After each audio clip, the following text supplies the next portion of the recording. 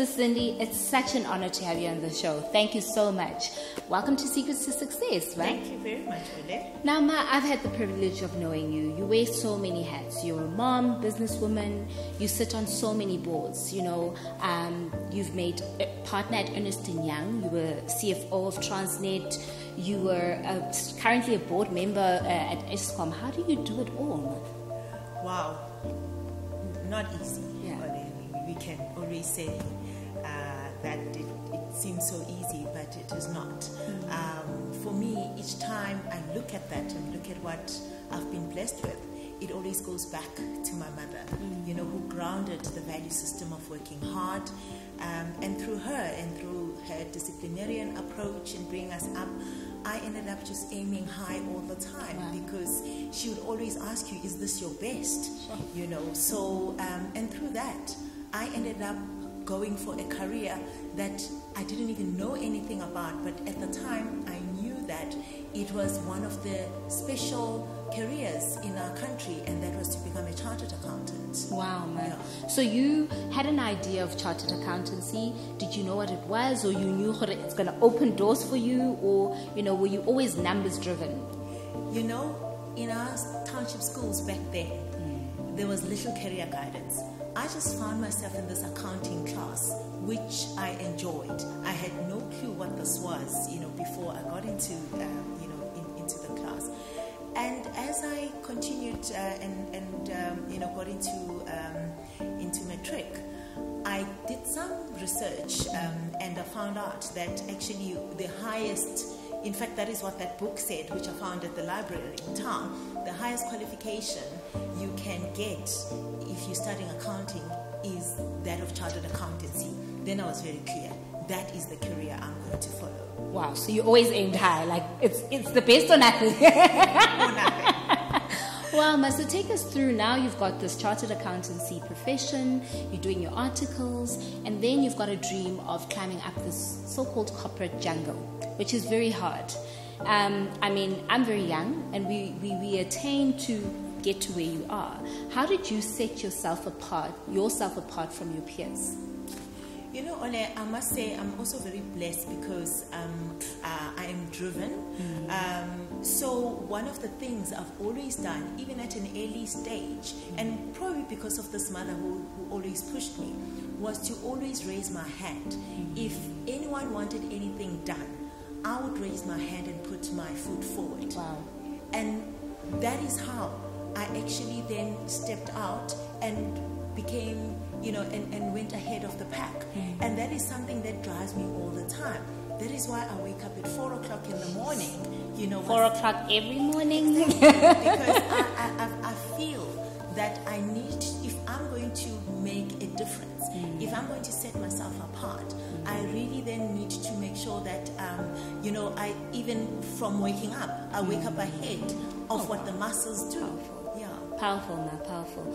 So take us through now your journey of, so now you're climbing up this corporate jungle, and how does one navigate certain issues? So I'm going to touch on something, transformation in corporate South Africa, whether in private or JSE listed companies. So many companies are very good at grooming young timber, right?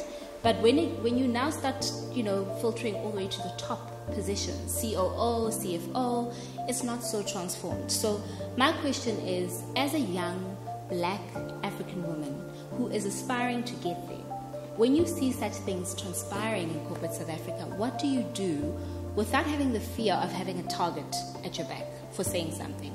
Yeah, Ole, the interesting thing is that when I ventured into the corporate world, and as a young black woman chartered accountant, you almost felt as if, you didn't belong there. You almost felt like you needed to prove to so many people that you actually belong here. So that has never left us, even today. So the whole journey of transformation for me, and because at the time, we had very few role models. You guys are very lucky. That's true. There are a number of role models today. The world has moved on. When I became a chartered accountant, I was probably one of the top 20 40 black women CAs in this country. Wow. And today there is, about 4,000, black women chartered accountants. So the whole issue of transformation, we must also appreciate that we have a country that has come up with a number of initiatives for transformation. But at the same time, one thing that I've always known helped me was because I had a technical qualification in my hands as a start. Yeah. Because when someone is going to open the door, I need to make sure that I've got something to offer. Of course. So one of the things that has always driven me is knowing that I bring something to the table. That's so true. So when I sit in that boardroom, I will always lean on my comfort zone. I'll be the one who's going to make sure that I unpack the financials. I'm going to address the audit issues, and that is how most of the time I land up in an audit committee in a large corporate board, because there my technical grounding is going to be my pillar. It's going to be my anchor. Then obviously, as you say, that why are we so few there? Because there are a number of things that even if you've got that technical grounding, there are what you always hear about today, the unconscious biases. So those things I've learned to actually look at the bigger picture and ignore them when I know what is important at this point in time. Because again, I learned very early in life when I was in matric, when I was at school, that the boys in my class, when they were pursuing me, and thank God, I just laughed it off. But I heard after I had matriculated when I was at varsity, minding my own business, that by the way, that was a ploy. Oh, wow. To say as a we distraction. can't have this girl being the one who is leading ahead all of the us time in maths, Sure. And so that stuck in my head to say, sometimes yes, people might be just doing things naturally in good faith, making mistakes.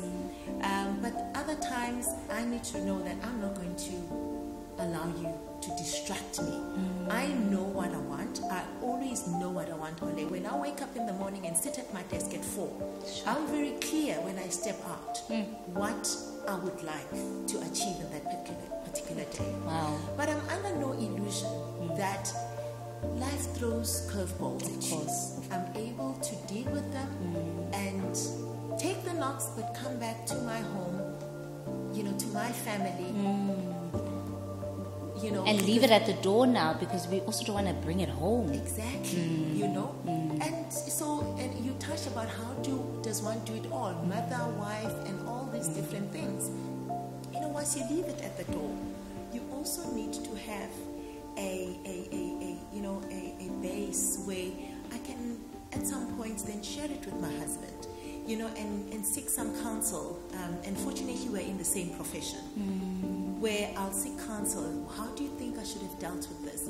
So the whole support base becomes very important in juggling all these things, that we have. Yeah. That's so true. And I've been reading a book by Lean In, so it's been around for some time. And Sheryl Sandberg actually mentions, making your partner, understand your world and making him part of your world and helping you in terms of acquiring this. So I took an abstract from her book, and it says leadership is about making others better as a result of your presence and making sure that impact lasts in your absence. What is your take on leadership? Ole, I've always been driven by the fact that when I meet people, when I step in somewhere, by the time I walk out, I need to have made an impact in someone's life. I need to have, made a difference. So that has always driven me. So inevitably, I will always then go an extra mile. So naturally that is leadership, because you want to make sure that, you are growing people, you are developing people. Because if I want to touch you positively, I'm saying by the time I leave, there's something that you need to have probably learned from me, or I must have learned from you as well. And so leadership is something that today, we come across many times in terms of it being spoken, about.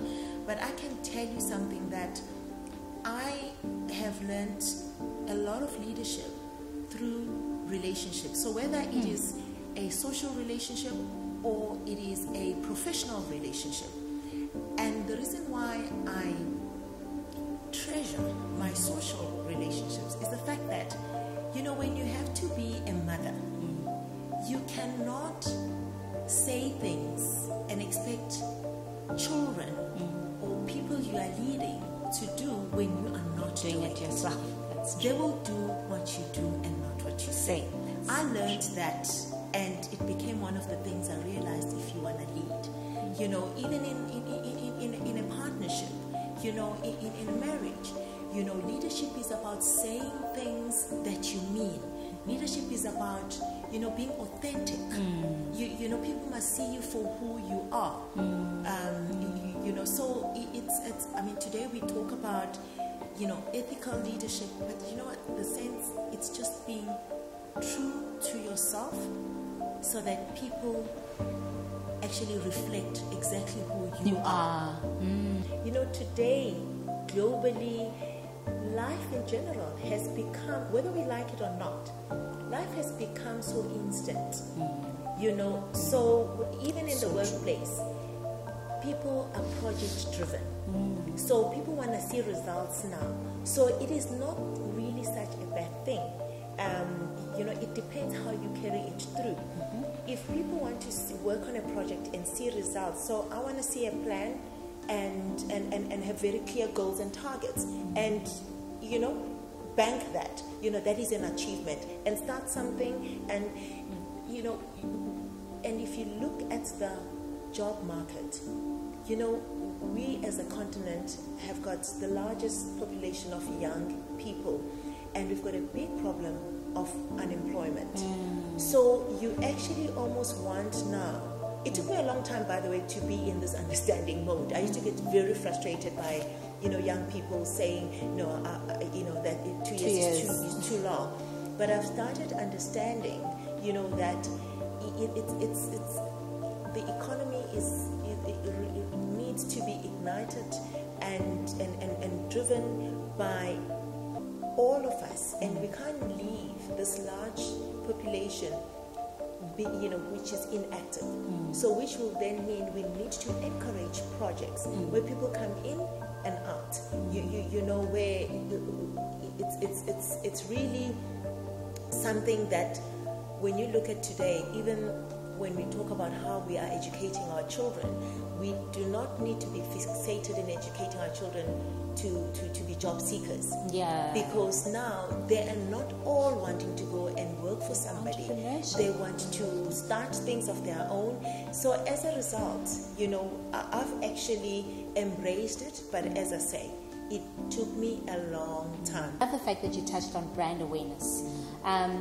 Because I was actually going to ask you, and I think you've said a mouthful already with regards to being aware of how people perceive you. And when you walk into a room, what brand are people associating yourself with, particularly in your role? So thank you for answering that, actually. So lastly, mentorship is very, very dear to me. I've been very privileged to have taken me under your wings, and Mrs. Peggy Sue's also taken me under her wings. And in fact, I met her through you. Met you through her. Yes. So how important do you think mentorship plays in this day and age, especially if you're an African woman who is trying to navigate the corporate world where no one previously at home tried this, because most of our parents are teachers or nurses, etc. So now you're thrown into this,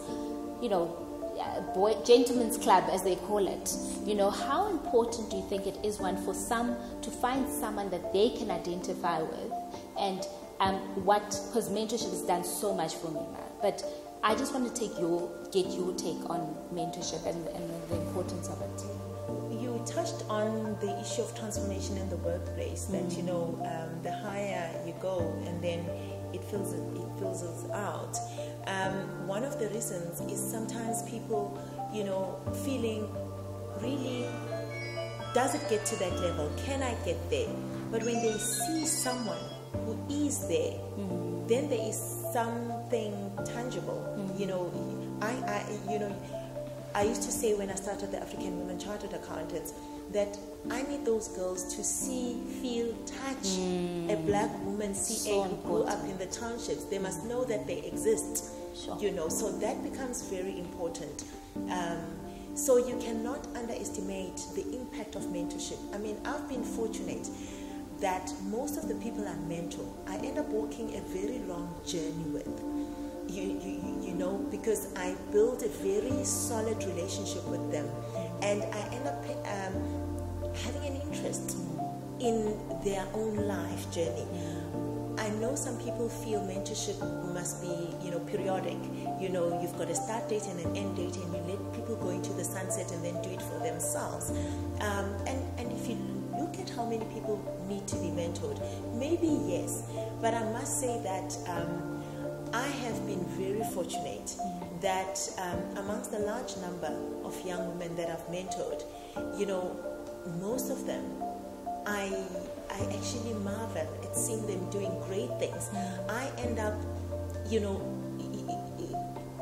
it's amazing how in most instances, even in my own leadership journey, in my own corporate journey, my professional journey, where they end up being such great contributors into what I am doing. But, less about my benefit. What is important for the younger generation is for us to consistently place the right type of role models in front of them. That's so true. The world has become so complex. Young people see so many things. So it is important that we are present, the type of people that society would like to see. Those are the type of people that must be consistently in front of our young people's faces, so that we role model the right, leaders in our environment. So I'm very passionate about mentorship, and fortunately, I don't do it as a vocation. It comes naturally. When I was, a young girl at church who would step up and teach other children Sunday school. No one asked me. I didn't wait for the church to come and ask me, say, we're looking for a Sunday school teacher. I just took it upon myself. Wow. So it's something that I've done at a very early age, and I enjoy it. Wow, Ma, thank you so much. Lastly, Yeah. sorry, I know I said lastly, but lastly now, I think it's very important for women to lean in. A lot of women shy away at certain opportunities. I mean, you're saying at a very young age, you're already putting your hand up in church, and it seems very small, but that's where that's where the skills were developed. What would you say to a young person who is not leaning in to say, like, step up, you can do it? How important is it? Because often it's very easy for us to point fingers and say, yeah, it's a gentleman's club, and, us women, and throw a pity party about yourself, etc. Just lastly, like, what's your view on women leaning in? It is very important, Ole. We can't expect that people must always be bringing things to our table. I believe that yes, doors must be opened, but it still takes you to step in. And when you've stepped in and do the right thing, that then keeps you there. I spoke about your technical qualifications, which make the door open, of course. But to stay there, it takes character, it takes a particular value system, it takes awareness and assessing the environment where you are in, because there are certain environments where if you need to assess if you also are aggressive in your approach. I've also said that men or people who are different from us, sometimes you find that they don't understand. So until we actually elaborate and explain to them how it actually feels, without having to pick a fight and think this is a fight. Sometimes I do believe that the other, as you would call it, be it the other gender or the other race, or you also need to understand that sometimes they also do not know, biases, yeah. very unconscious about it. So you need to then make it conscious in the agenda, you know, and that is why corporates who have done transformation, you know, properly are those that have become very conscious and intentional with their transformation plan, where the leadership lives it, thinks it, speaks it, walk it, and it's not just something that is a policy and people are not being seen to be doing it. So if they are intentional, you do see, you know, some changes, but it is something that we still need to continuously work hard at and lean in, as you correctly say. Thank you very much.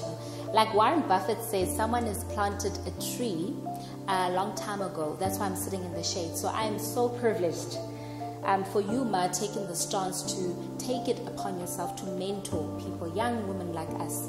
Please carry on doing so, because we're enjoying the shade, because you decided and took it upon yourself to plant that tree for many of us to follow under suit. No, thank you very much. Thank you very much.